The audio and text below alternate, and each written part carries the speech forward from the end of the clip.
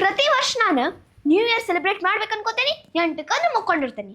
ಆದ್ರೆ ಈ ವರ್ಷ ಹಂಗಲ್ಲ, 12 ತನ ಎಚ್ಚರಿದ್ ಕೇಕ್ ಕಟ್ ಮಾಡಿ ಹೊಳಗೆ ಫೈರ್ ವರ್ಕ್ಸ್ ಎಲ್ಲ ಹೆಂಗಿರ್ತದೆ ಅದನ್ನ ನೋಡಿ ಆಮೇಲೆ ಫ್ರೆಂಡ್ಸ್ಗೆಲ್ಲ ಮೆಸೇಜ್ ಕಳಿಸಿ ಸ್ಟೇಟಸ್ ಇಟ್ಟು ಸ್ಟೋರಿ ಇಟ್ಟು ಆಮೇಲೆ ನಾವು